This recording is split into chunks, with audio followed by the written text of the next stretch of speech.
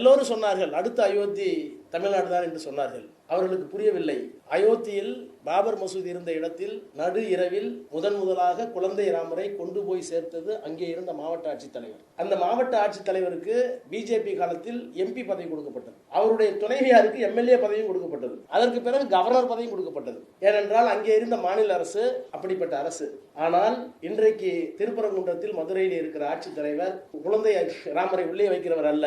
We will meet the consequences because we are packed by Honorable CM M.K. Stalin என்று சொல்லக்கூடிய ஒரு அரசாங்கம். அதனால இங்க இந்த அயோத்தி பூச்சாண்டி அதெல்லாம் நடக்காது. போகர் 7000 என்கின்ற இலக்கியத்தில் இந்த தர்காவை பற்றி மிக சிறப்பாக வருகிறது. அது என்ன காரணத்துக்கு வந்தது? இன்னொன்னு நீங்க கவனிங்க. ஒரு முஸ்லீம் அரசனை ஒரு இந்து அரசன் தாக்கி சாக்கிறான். மதக்கலவரம் வந்துட்டு இருக்காங்க. மதக்கலவரம் வந்ததா? இத்தனை இஸ்லாமிய படையெடுப்பு இருந்து சொல்லுகிறார்கள். தோத்து இருக்கு, ஜெயிச்சிருக்கு, வெற்றி பெற்று இருக்கு. ஆனால் எங்காவது மதக்கலவரம் வந்ததா? அப்போ வந்து ஒரு நாட்டை தாக்கிய அரசனை அரசனாக பார்த்தார்களே தவிர ஆணிரை கவர்வதற்கு வந்தானா, பொருளை எடுப்பதற்கு வந்தானா, பூமியை பிடுங்குவதற்கு வந்தானா என்றுதான் பார்த்தார்களே ஒழிய இந்த மதத்தை ஒழித்து விட்டான், இந்த மதத்தை எடுத்துக்கொண்டான் என்று யாரும் சொல்லல. ஆனா இன்னைக்கு ஒரு ஒத்த முஸ்லீம் ஒண்ணு பேசிட்டா ஒட்டுமொத்த முஸ்லீம் எல்லாம் பழி விடுவோம். எல்லா தரவுகளும் நம்மள்ட்ட இருக்கு.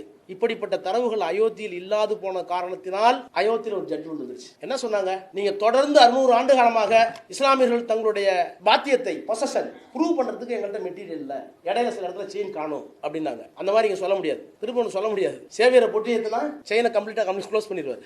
இந்த ஒரு புத்தகம் போதும் இன்னொரு அயோத்தி இந்தியாவில் வராமல் இருப்பது.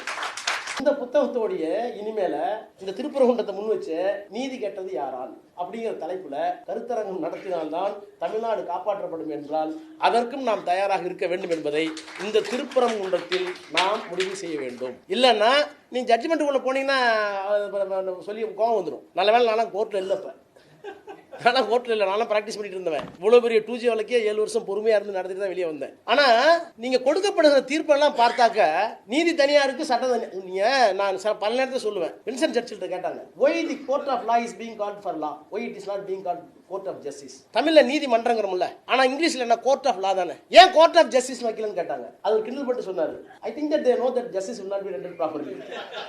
ஏன்னா கோர்ட் ஆஃப் ஜஸ்டிஸ் வைக்கல, நீதிமன்றம் தான் இருக்கணும் தமிழ்ல. ஏன் கோர்ட் ஆஃப் ஜஸ்டிஸ்ல வைக்கலன்னா எல்லா நேரத்திலேயும் ஜஸ்டிஸ் உறுதிப்படுத்தப்பட மாட்டாது என்பது அவர்களுக்கு தெரியும். அதனால தான் அது court of justice law, court of justice இல்லைன்னாரு. இப்ப தமிழ்நாட்டில் கோர்ட் ஆஃப் லாவா கோர்ட் ஆஃப் ஜஸ்டிஸான்னு தெரியல. இப்ப கோர்ட் ஆஃப் லாவா, கோர்ட் ஆஃப் லானா சட்டத்தை ஃபாலோ பண்ணா போதும், கோர்ட் ஆஃப் லானா சட்டத்தை ஃபாலோ பண்ணா போதும், கோர்ட் ஆஃப் ஜஸ்டிஸ்னா நீதி கிடைக்கணும். இப்ப நம்ம சட்டத்தை ஃபாலோ பண்றோமே தவிர, ஆர்கியூமெண்ட் நடக்குதே தவிர, ட்ரையல் நடக்குதே தவிர, எல்லாம் பேசுறமே தவிர ஆர்டர் வரும்போது ஜஸ்டிஸா வர மாட்டேங்குது. அப்ப ஆர்டர் இன்ஜஸ்டிஸா வந்தா நாம செய்ய வேண்டிய வேலைகள் என்ன? இது தமிழ்நாடு